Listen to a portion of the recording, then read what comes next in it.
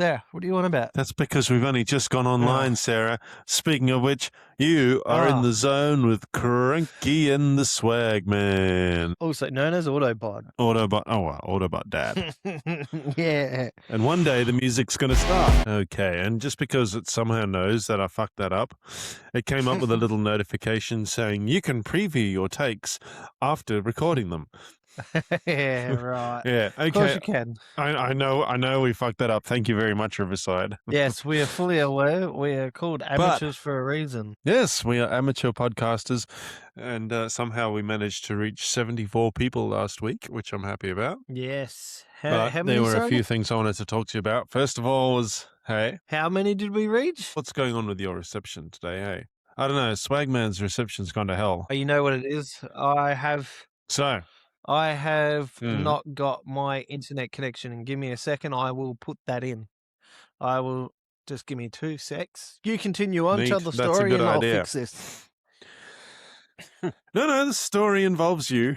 The story involves you. Oh, do continue. So, it's your story, wasn't it? What we're gonna okay. cover is things like road trips and whatnot. This week, we're just going to talk about our favorite places to go. But first of all, Swagman has a little experience he wants to share with us all, and it's to do with fire and petrol when he comes back. Oh, yes.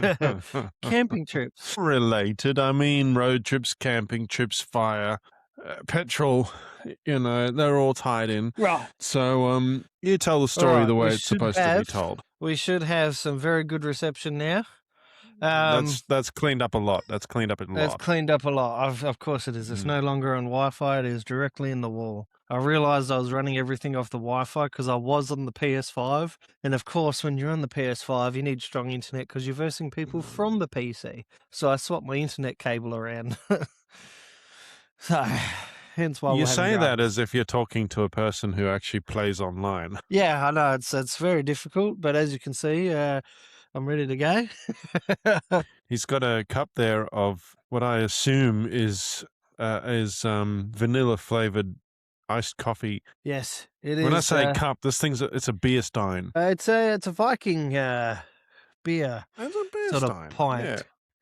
Not a pint. As you would put it. Probably like it's Viking style, I would say. My mate left it behind by mistake and he never came back to collect it, so I taxed it. This is a word I haven't heard in a while. Yeah. Anyway, go on, tell the story about your... I set fire to my fake lawn. And this is because I was doing the righty trying to get the fire pit going for the girls. I thought, oh, you know what, I'll get the fire pit going, and it just kept going out. I had all these firelighters in there, and I had all the good stuff in there to keep it going, but it just kept going out. And I thought, you know what, fuck this. I'm going to get some petrol and pour some petrol on it. No, the old petrol bomb. Yeah, the old petrol bomb.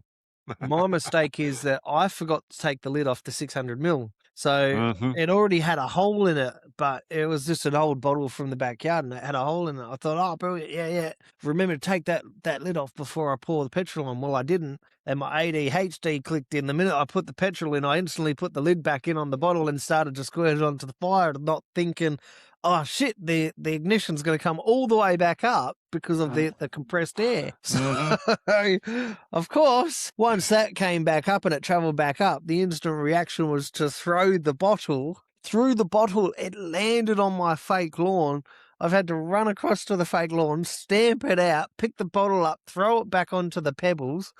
And that was fine because it can burn away on the pebbles. And then eventually when it died down a bit, I just picked the bottle up and I started sort of patting it and patting this fire out. People are probably sitting there thinking, what's this guy doing, patting fire out with his hand? Well, you can actually do it. If you're quick enough, you can do it without actually burning yourself. If you're not, now, if you're not trained in the sense of what fire can do and how you can put it out in an effective manner without causing injury to yourself, I do not recommend. But I understand how fire works and all that sort of jazz. So I knew if I stamp out the fire with my feet, I'm not going to burn my feet because I'm stamping it out. Which I left a nice good foot mark of my foot now in the grass because I didn't think, hey, maybe I should get the hose set up and ready in case of a fire.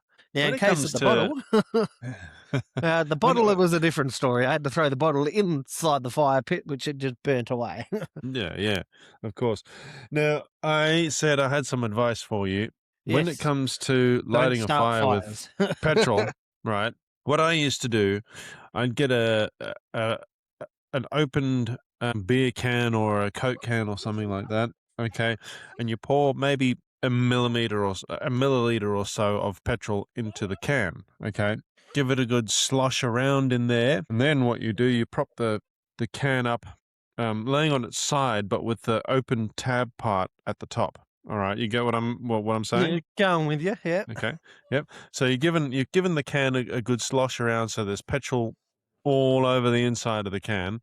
Lay it on its side with the tab with the open part at the top. Okay, then you build the fire up around it. Get one of those long matchsticks and hold it. You strike it, you hold it just above the opening in the tin, right? And then what Ah. happens? The fumes will catch. The fumes Yep. catch as they evaporate. Okay, so it makes this little miniature flamethrower. It's not big enough to cause any serious damage, but it is big enough to ignite the wood or coals or whatever you've got stacked around it. Damn, I And should that'll have thought of go that. that'll go for a good maybe half an hour because it takes a long time for the petrol to evaporate. That it does. Now, on that thought, I'm gonna do that tonight, and I'll let you Hey, know give how it a it go. goes. So let me know how it goes. So, Do it. You can do it with a glass bottle too if you want something you can reuse. well, Do it the with a the glass the bottle. idea for me is I'm just sick of having to try and stoke it with twigs and all that. Now, I've got these Mm. little firelighters that are made out of wool, and they're done by Yep. Sandboy or something like that, and you get about 20 in a packet for about $10 or something. Mm. But they just run out so quick, so I bought these firelighters blocks, but Yep. you have to use 3 of them at once for it to finally catch, and then you put your wood around it and it'll take off. Now, but that again, you're hoping it works and you're having to wait for it to catch, and Mm. it's just a Mm. pain in the ass because sometimes it'll still blow out. So I'm going back to the old method of I want a quick fire and petrol. But you know what else? What I do now, right? Now that I'm a little bit more concerned about the location of my fingers, nose, toes, that kind of thing. I went to Bunnings and I got one of those fire chimneys, one of those little Oh, things, that looks like your milk mug that you're yep. drinking out of. It's got that big handle on the side and it's got all the holes all over it. Those things work like a fucking charm. Yeah, see, when I was picking out a fire pit, I had options, and I wanted a fire pit that was deep enough, but not too Mm. big. Now, the one that I wanted originally was like this sphere-looking one, but then when I went to Yep. Bunnings, it wasn't as deep as what it made it look like on the picture. It was almost like it had no depth to it at all, really. It was Mm. just like someone had indented a little section and that was it. And I thought, fuck, man, like I'm gonna have to get something to go over the top of that. Like kids are just gonna, shit's gonna flake out everywhere, and the ash Yeah. is just gonna go everywhere. So as you've seen in my pictures, I ended up with a nice sort of toolish one that's still round, but it has heaps of depth to it, and it's covered. Mm. So all the embers and all that sort of shit don't spark out in every direction. Mm. So Mm. they had other ones that were called smokeless fire pits, which I could have also bought. However, they don't use wood. Mm. They use Yeah. some sort of like charcoal, special charcoal sort of fire burn that you put in there. And I was Okay. like, well, I don't want something that just generates heat. I want the effect of flame and all that Yeah. sort of Yep. jazz. Yep. So I was like, I'm not going to even entertain that one. It's not even worth it. So, So this thing that I use, right, like I said, it looks like a beer mug, but it's a lot bigger. yeah, Okay. What you do, this is for starting the fire. So you'd stack all of your you'd firewood. stack your kindling in the top of it, right? Yeah. Or the bigger kindling you'd stack in the top of it. And then whatever you're going to use to light it, it's got a space at the bottom that you Okay. put, your firelighters or the fine kindling or whatever.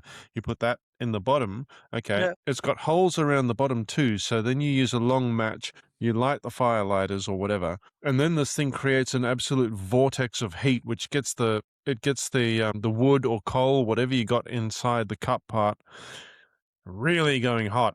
It gets you going within minutes. So then you dump that into your fire pit, you get the next lot going, but instead of using the firelighters, you just sit it on top of the coals that are already in there, and it gets the next lot going even faster. Oh, what? So yeah, okay, I Yep. need something like So that. then once they're like $10 from Bunnings. Go to Bunnings Warehouse. Okay, I gotta suss that out for And grab. sure. I'll send you a photo of my one a bit Yes, later on. send me But a photo of that. I think anyone who's actually used them before knows exactly what I'm talking about. Yeah. Then once you got two of their volumes of coal going, that's enough that you can just start pouring coal on into the barbecue pit instead of using the chimney. Nice. That Nice, thing, nice. Now that that thing works like a charm. yeah, so I bought a huh? Oh, sorry. The missus is getting me to do things even though I'm recording. No, you're okay, man. You're okay. But no, I think Then this thing's absolutely wonderful, and it's one of the reasons why I like hosting barbecues so much, so that I can show it off. yeah, no, that thing sounds mint. Now, if I lived in the same state, I think we'd just be having barbecues nearly every night. We should. We should. We need to catch up for a barbecue at least once in our lives, right? Maybe even do what Steve Vanderheiden does every now and then and record. Just put a microphone up in the middle of the barbecue. Oh yeah, is that what he does? Just Yeah, puts one up. he's got one or two episodes like that where you can hear right in the background. You can just hear the fire crackling, and I think I've dropped out. No, No, I you're haven't. still Okay, there. I'm still there. My picture just froze for a sec. But you can hear the fire crackling in the background, and he's just sitting there talking to mates, having a few drinks, and cooking some meat. Yeah, right. Yeah, So he makes an episode out of that. he does. Oh, that's insane. That's cool. That's all right. But it's actually because of him that I thought of our topic for today, because he's gone on a bit of a road trip. As you know, if you Mm, listen to his podcast, he lives in Wyoming, but he's from South Carolina. And he's taken the family up to South Carolina for yeah. the weekend or something. He sent me a photo today, and he's like, "Oh, this is the Crazy Horse Monument," and I was like, "That doesn't look like a horse at all." Oh, wait a minute, Crazy Horse is the dude's name. Yeah, right. Okay. Because Oh, it's just a dude carved out of rock. It's a Native American guy carved into the rock. that's insane. So yeah, Yeah. America's got some good stuff over there. Like they've got some good sightseeing. Mm-hmm. Mm-hmm. Um, what have we got in Australia that's like even worthy of even like we don't really have anything that people go, oh, I want to go to Australia and see that. Like everyone talks about the Sydney Harbour Bridge, but I suppose when Mm-hmm. you live in Sydney and you drive over it 1,000 times a year, it loses its novelty, doesn't it? I will tell you what, the effect never wears off. Yeah. Especially for me as a foreigner, right? Yeah.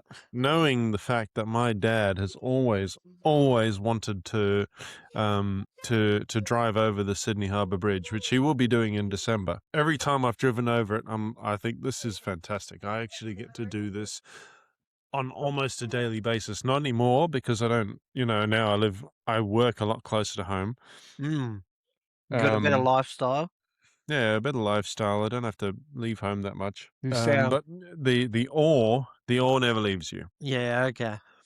For me, I think when I was there, after I'd seen it, I was like, huh, that's the Hmm. bridge. Like for me, it was just like all this excitement and the Sydney Opera House and all that kind of thing. I went to go see the Sydney Opera House and the thing was dirty. Like Yeah, they show in actually, the movies and the TV as this bright white. Oh, it's so yeah, amazing. yeah. But I went there and it was a rainy, gloomy day and there was shit all over it.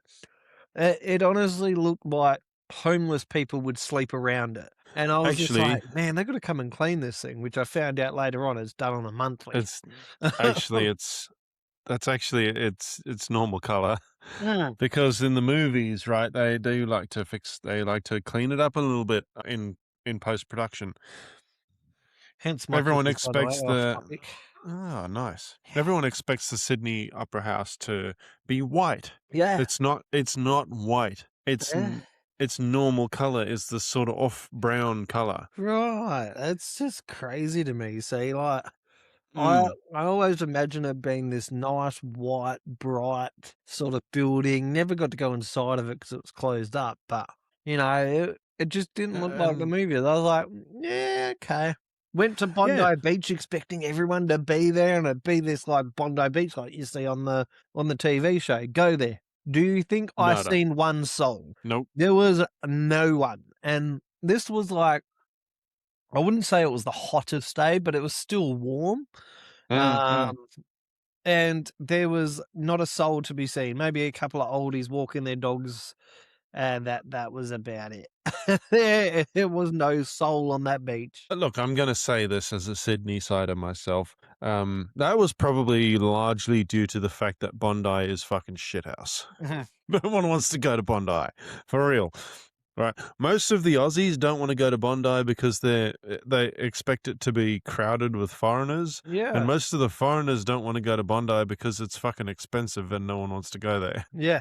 It's highly expensive, very highly expensive. I've got So it's a like any a time French family outside that of lives about there, and it's stupidly expensive. oh bloody oath, you can't even get a coffee for less than $10 out there. No. But most of the what was I going to say? Most of the footage that you see on shows like Bondi Rescue, that was all shot in about 6 weeks. Yeah, they certainly done it when there was Mm, a high population. yep, yep. And I feel like some of those must have been TV extras. Like, But even so, the right? rescues are real. Mm, Everything about it mm. is real. It's just obviously they time it to a particular part of the year where they know that it's going to be jam packed full of people. Yeah, But it's like the for December school holidays. It's rammed, but then yeah, every other moment for the rest of the year, for the nada, other bugger all. 350 days of the year, 340 days of the year, there's just no one. On a hot day, you would think, "Oh, Bondi." I didn't see any of that and went to the Harbour Bridge and, I looked at it and I just went, "Yeah, not today, Sally," and, kept on walking. I wasn't going on top of that. I didn't find I even went to the theme park sort of well, I wouldn't say it's a theme park. What do you guys call it there? Oh, Luna Park. Luna Park. I went there and thinking, "Oh, yeah, there'll be heaps of people in here." And I walked through and I swear to God, it could have been its own time zone. It could have been its own little suburb of, Don't cracked don't out get me vendors. started on Like, Luna Park. there was maybe 5 to 10 people walking around. Yeah, yeah. So, Like, it died off. Like, there mm, was just nothing there, and I thought, "Oh, I'll go on a couple of the rides and do a few little games," but, like, even the people that were working there were just like, "Yeah, $5 if you wanna go, mate." "Yeah, no, we're good." "Yeah, no see, worries." Like, Luna even Park they've is lost the, such a "Ooh." pathetic excuse for a theme park. I hate going there. Mm. And I hate seeing adverts for it because I'm like, don't fall for this shit. The biggest thing they've got there is that smiley face at the entrance, and that's about it. Yeah. Right. Right.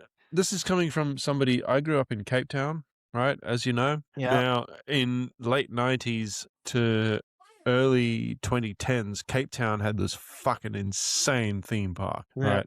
This thing was called Ratanga Junction, and it was completely jungle themed. Like Yeah, okay. the idea was stranded on a jungle island. All the rides were themed properly, right? Things like the Cobra. The Cobra was one of the biggest roller coasters in the southern hemisphere. Yep. Then they had this ride called the Bushwhacker, which Oh, the was Bushwhacker, I've heard of that. So we had one called the Bushwhacker. It was like a yeah, it was a, mm. ride on bull named Okay, the so Bushwhacker. in our case it was a little like a steam engine pulling a bunch of mining carts. Yeah, right. Okay, through actual bushland, Through right? actual wow, okay. And then like and you would go there. You could spend at least a day exploring this theme park and not see the whole of it, right? Then I Hmm. come to Australia. I come to Sydney. And I'm like, oh, cool. Okay, Sydney's got a theme park as well. So I go to my stepfather, let's go see this theme park. Okay. And I get there and I'm like, okay, so this place this place is obviously the little carnival that's set up in the car park of the theme park. When are we going to go inside? Yeah. And my stepdad's like, "What? This Wha is it." This is it. Yeah, Hang on a minute, can't we fucking just walk down? We've been to the end of this place like 5 times in the last 10 minutes. What are you talking about? This is it. yeah, like, hang on, we've seen It's like this before. I can count on one hand the number of rides in this place. Yeah, so a similar story to what happened over here. Like, it was overpriced, really bad, and the city of Mandra have decided they're not going to renew the lease of King's Carnival. So they told Yep, King's yep. Carnival, pack your shit up and fuck off, basically. Mm, King's Carnival said, "Well, you can get fucked. We're not tearing down buildings. We're certainly not going to return it to the way it was. You know, you're not mm. going to help us. They've been there for well over 2-3 decades." Yeah. And all of a sudden now the city of Mandurah is like, you know what? We don't want you there. We want another brewery in Mandurah. Now we've got enough pubs and clubs and everything in Mandurah. We don't need another brewery in Mandurah, No, nor yeah. does anybody else in the area want it. So they're going to give those owners a very hard time when they open, and make their life a living hell to the point it's going to be their worst investment they've ever done. So good luck to them. But yeah, everyone wanted King's Carnival to get their lease renewed and for the city of Mandurah to invest money into it so things could be made better. But the city of Mandurah decided we don't want to invest money, and King's Carnival basically turned around and said, well, okay, then we're not going to be tearing down buildings. We're not going to be returning it to the way it was. And they just left it. Told the city of Mandurah, Mm. they took all the major rides and the activities away, took the mini golf away, and told the city of Mandra, well, you can clean up the rest because we're not paying to have all that removed when you're not even going to assist us. Why would we assist you? So that's another whole legal battle that the King's Carnival is just going to face, but they're just going to declare bankruptcy and good luck to the city of Mandra recouping that money. So That's just what they do, though, isn't it? Oh man, that's what I mean. the business has gone bust. We're just going to shut our doors and go. Yep. So I googled it. Right, the city of Mandurah, WA, features approximately 10 to 12 prominent pubs, bars, and taverns. Yep. Very, very much so. We have That's enough. just in one suburb. That's just the foreshore. Yeah, That is yeah, just the yeah, foreshore where they're putting this new brewery, thinking, "Oh, we need a new brewery in Mandurah. Let's try another one." Oh, why yeah, not? yeah. Because the other 13 that we have aren't enough. Like, let's just add another one. Like, it's just ridiculous. Like, So what do you got? You got top floor nightclub. You got the Boathouse Tavern, yep. the Bridge Garden Bar and Restaurant, Now, Murphy's Irish keep Pub. in I'd go to that. mind that the Mm, bridge that they're talking about has a bunch of restaurants along there, which most yeah, of them yeah. serve alcohol. Okay, so it's like it's a whole So on top of the 13, you've got all of those businesses also sell alcohol. yeah, So yeah. you dine in, can have a drink. And some of them are even set up like a bar itself. Like, it is crazy. So to say that Sounds Mandra's like got my kind of place. it sounds like a lot of people's kind of place. It could almost be Mandra's becoming no longer Methandra because we used to have a meth problem here, Yeah. and we have a massive drug problem still in Mandra.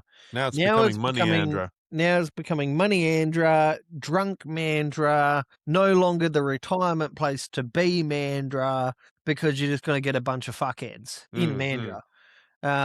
So it's yeah, Mandra's losing its appeal very fast because the city of Mandra have what you call dinosaurs in the authority. And when you have dinosaurs in authority, they don't like to move with the modern times. They don't understand the modern times. The city of Rockingham is the same. They do My not area is very understand much the same as well. modern times. They prefer to live in the Stone Age. They do things without taking it to the public to vote on, like this stupid FOGO system was never voted Mm. on. It was just whatever they decided because the state government were going to give them money to implement this. And now it's backfiring. And there's even been councils that have canned FOGO altogether because it doesn't work. people don't visit the breweries like it was supposed to be because people are not interested in alcohol and wines. That's more like Averley, Swan Valley type sort of business. Take your business out to those areas, not in Mandurah. It You go doesn't on. Give me a sec. work. It's it is very it's very unorganized in a way. The city of Mandra, city of Rockingham, city of Fremantle, all of these councils, South Perth, all need to literally talk with each other and start listening to the public, because if they don't, we're going to have massive problems going into our future, and soon the city inspector will get involved anyway, so we won't have the problem anyway. So we'll see how that goes. But for now, guys, we're just going to tune in to a bit of music, and we'll see you in a couple of seconds. Do-do-do-do-do. Oh, I cannot seem to get it to work, so there we go. All right, I'm back. Alrighty. Sorry about that. That's That's right. I thought I'd just put on had to nick off our to the little. bathroom quickly. Who done this video of shuttle flow? Who done this? Steve Wicks Steve Wicks. is his name. That's right. It's one of your mates. Damn. Okay. All right. We're gonna I don't know have editing in what this. the hell's going on with the music. Right. So This is what happens when you have a bunch of amateurs just that push buttons. yeah, we just push buttons. Why do we push buttons? Just to see if it works. That's fair. Now, one of That's my fair. mates was going to join us. However, he just said, "Sorry, bro, shitty reception. Don't we all?" That's fair. That's fair. You had spotty reception to begin with this afternoon as well. Oh, I hear beers. You do hear another beer. That's right. So it's interesting. You got me started on the wineries and that now, right? Yes.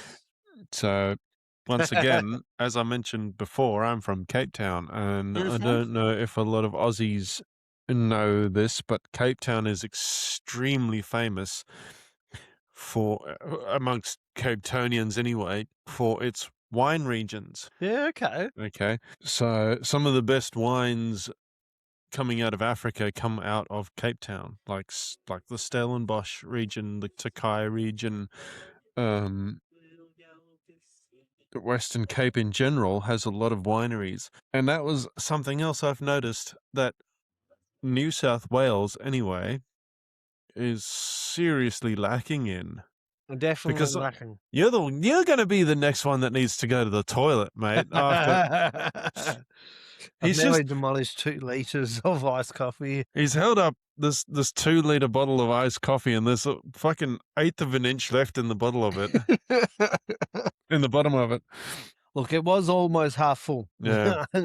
So your wines. Yeah. So the wines, like going on a wine tour in Cape Town was nothing. It was like half a day's activity, if that. Yeah.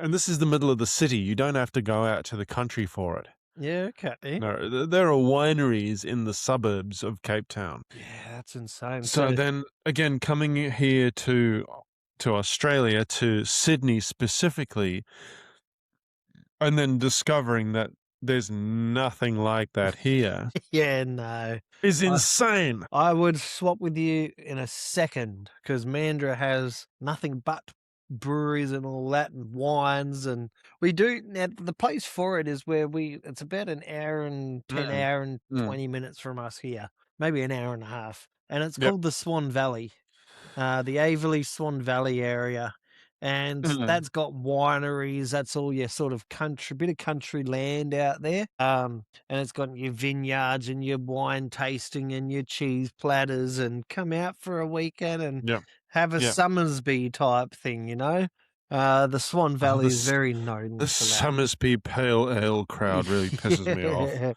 Yeah, no, you go there and, come here, have a drink, and they're just like, yeah, sorry, not today, mate. Yeah, no, I'm not interested in the wines. For me, it's the local market in that wine region that we have. For the amount of breweries we have, you would think we'd have a lot of local wines to choose from. Do you think our liquor land is even close to selling their own wine that's locally made? Of No. course not. No, they'd rather Eastern state shit come in. Like, very rare that you'll get Australian made wine bottles on the shelf. Like, very rare. Um, Even here in the eastern states, you don't see much local stuff because no, I know you've got to go to these vineyards and breweries if you want as their Pacific mm, made ale or wine or red wine or, yeah. whatever brand it is you drink. You've got to particularly go to the vineyards themselves and go, what are you selling locally out of your own backyard? Show us your Mm, wine, mm. your wine collection. They'll take you to their wine collection. It's Sunday as we're recording right now, and there's a Sunday market that goes on here in Mm. Campbelltown every week. Now, once a month, there's a bloke who does run a winery somewhere around here. I have yet to find it, but this guy, he'll come in once a month and flog his wares. He's never once asked me for ID. Yeah, I don't think people tend to ask anymore for ID. Like if you look like you're overage, they're like, here you go, have a case of whatever, whatever you're asked for. Here you go.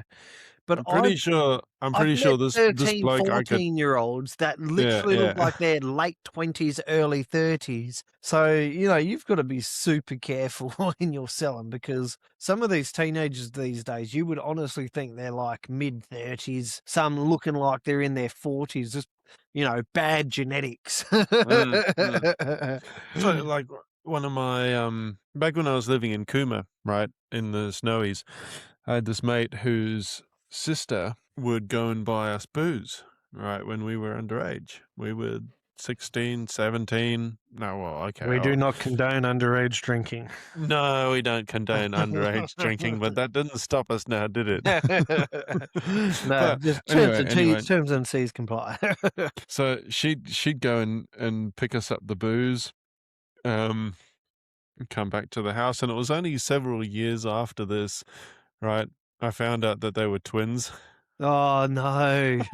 She she was the same age as us. What? So, somehow she was getting away with it using what, her sister's ID or? No, they didn't have an older sister or anything. They were just, this mate of mine, he was a bloke, and then his sister obviously is a girl. So Yeah. they weren't identical twins or anything, just fraternal twins. See, I remember But back in the day where they used to work with the girls because a lot of the girls back when we were going to school would be well developed enough to walk into a bar or a pub and come out with a six pack because they just go, "Hey, how's it going? I just need a hey. six pack, thanks." And the person behind the bar be like, "Sure, no worries. Here you go. $23, please." And you just be like, "How the fuck?" But now, if Yep, you yep. try that now they're just like, "Give us your ID." Like, that shit doesn't work now. Like, I think it's because our generation has now taken that bar position, and now we know what to look out for. So, all the tricks and the little things they're gonna try and do and, send their mates and send their brothers in. I've seen mates working at the Irish bar down the road from us that I haven't seen in bloody years. They're like, "Hey, Yep, Corey, how's it yep. going?" Be like, "The fuck?" Like, been years since I've seen you. Like, what are you doing working here? Oh, I My run it. I'm favorite the one, bar right, back manager. back when I used to work at the liquor store, my absolute favorite story from that period was something similar to this. Okay, so I had this pair of quite obviously teenagers. They came in, they got like a case of beer, they got a bottle of I think Jack Daniels or something like that, and a bottle of Coke. Okay, and I was like, get fucked. No way am I serving you. Okay. Yeah. You put your IDs on the table right now. Where are they? And they're like, Yeah. "Oh, you forgot them at home." Like, yeah, you fucking forgot them at home. Get out of here. Yeah. So I go, I put all the wares back where they belong. Lo and behold, about 10 minutes later, because I lived in a small town, the local crackhead comes in. Oh, of Okay, course. the local crackhead comes in, and guess what he picks? He picks the same Same brand of thing. beer. He picks the same bottle of Jack Daniels off the shelf, and he picks a bottle of Coke. And I was like, You got to be fucking kidding me, right? You think you're going to get away with this? Yeah, no, you're also barred. See you later. I know what you're doing. Get the fuck out, as if I didn't just see you through the window accepting a $50 note from that kid. Piss off. Yeah, people seem to think you're stupid, like you're gonna serve them. Yeah, no, we're too glued on for that. So the shit that we tried when we were teenagers just isn't gonna work now. No. And I think if it did work now, you'd be too worried if it was an undercover cop you would be selling to anyway. Like, because they tend to use now the younger officers for undercover work like that to catch people out, thinking, oh, yeah, you'll work perfectly. I kid you not, I went through an RBT, it was double demerits. It would have been last week, Friday, I think it was, or Saturday. Yeah, yeah. And we ended up going through the booze bus, and I kid you not, this kid was 20 years old and he's a copper. And you looked at him and he didn't look a day over 16. And you're just like, Yeah. I Yeah. turned to him, I said, you must be what, 18, just out of the academy? He's like, yeah, I'm 20. I was like, shit. Like, you just couldn't tell. Like, he literally looked like he was 16 years old. And he goes, oh, yeah, it's my first station that I've been at, first job. Like, so he just left the academy, been assigned to the Mandurah police station. And his first job's RBT working on a long weekend. That's the best thing, though, isn't it? They give the kids, they give the new recruits all the shit kicker jobs. Well, that's they're like, we're going to put you out in this rough area. We're going to put you on the booze bus as well. Yeah. Right. You better know how to fight because someone's going to try it.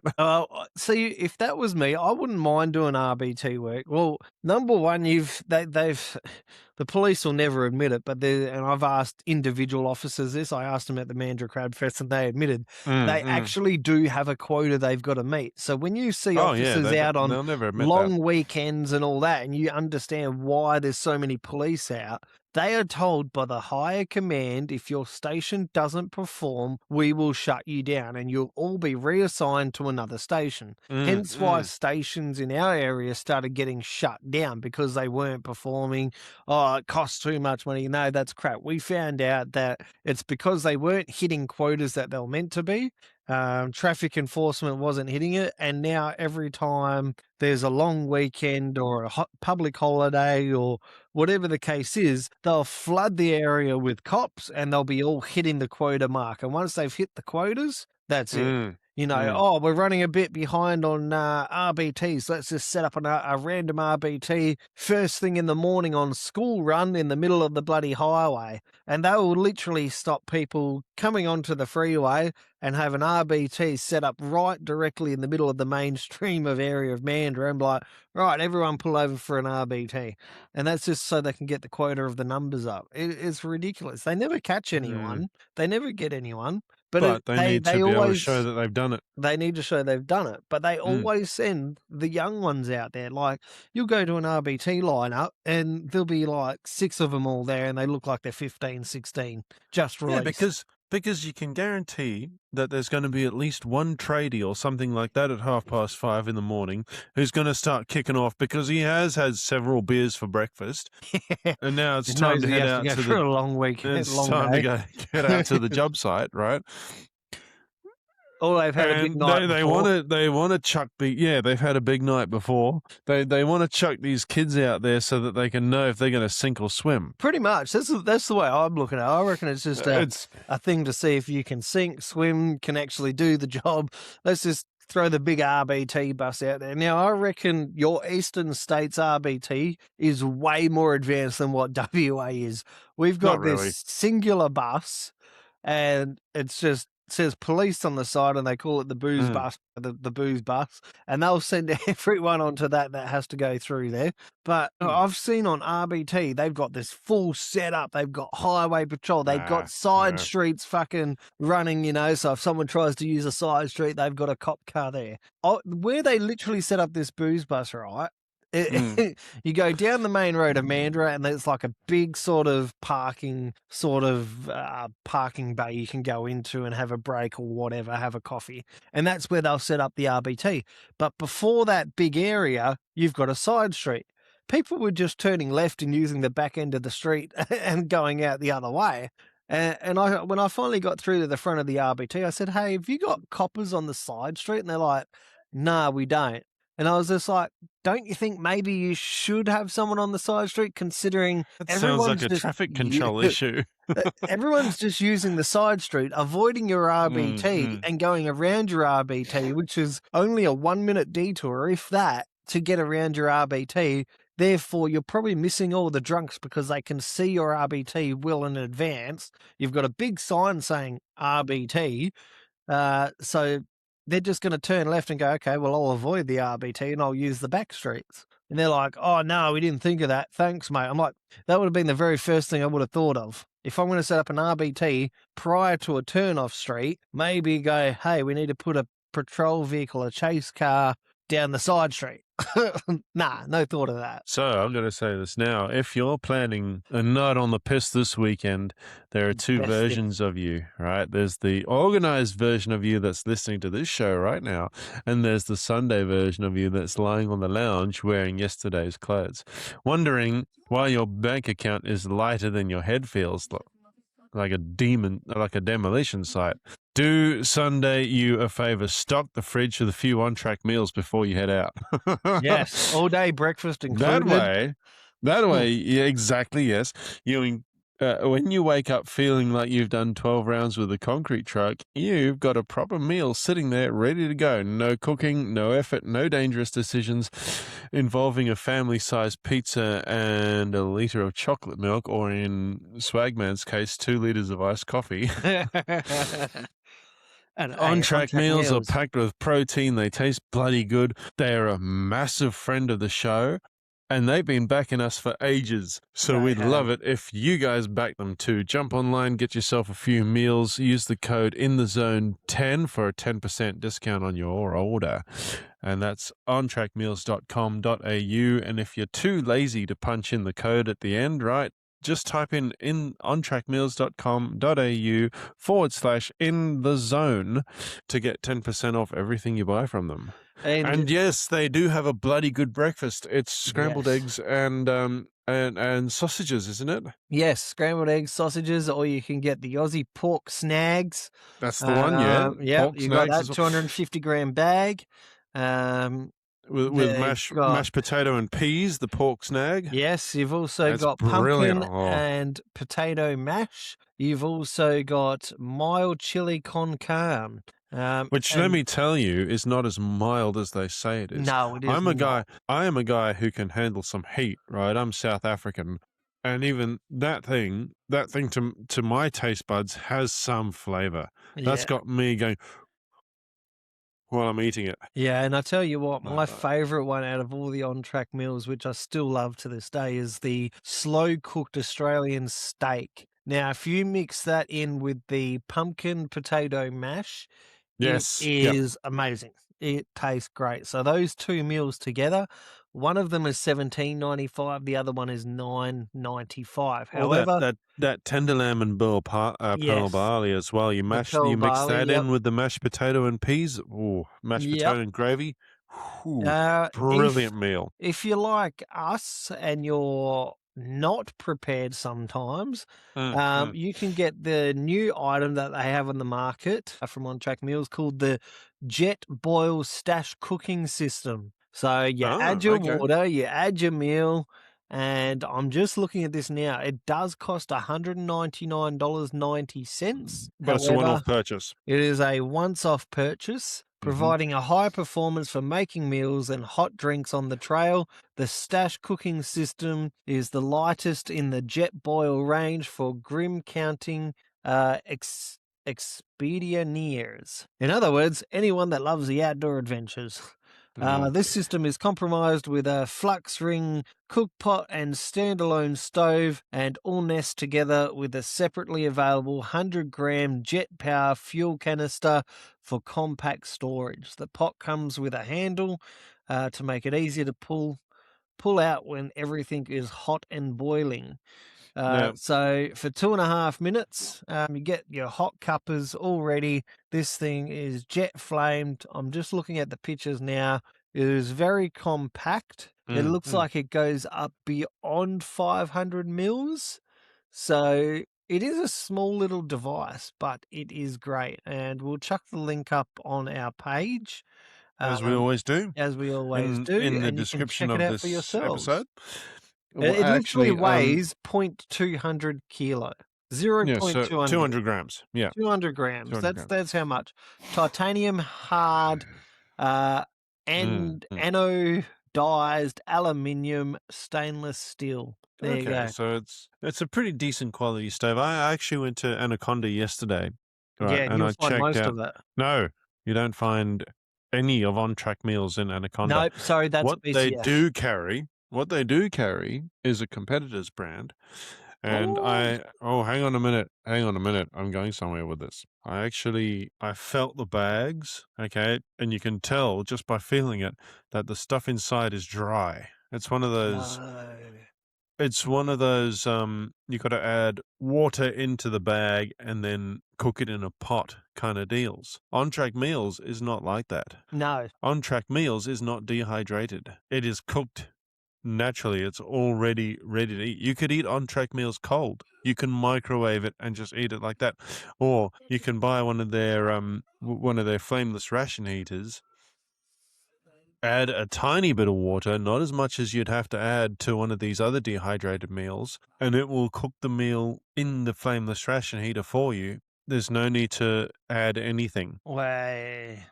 And that's On Track Meals. On Track. ontrackmeals.com.au/in the zone. Well, it's in the zone 10 if you don't if you don't type it in to begin with. Yes, correct. And save yourself some money there. All right, guys, we will see you all next week for another episode. Have you got Yeah. anything else, Cranky? No, that's pretty much That's it. it. All right, guys. I am probably going to go to the hospital now because my son is burning up. He's just had his flu jabs as well as meningococcal B, and his temperature is not coming down. So Yeah, I'm about to that's shoot off fair. to the hospital. So I'll leave you guys. Take it all easy, and we will see you next week for another I will episode of see you Chill next Zone. week. All right, man, you better go. Take I'll it hit the easy. music. Bye.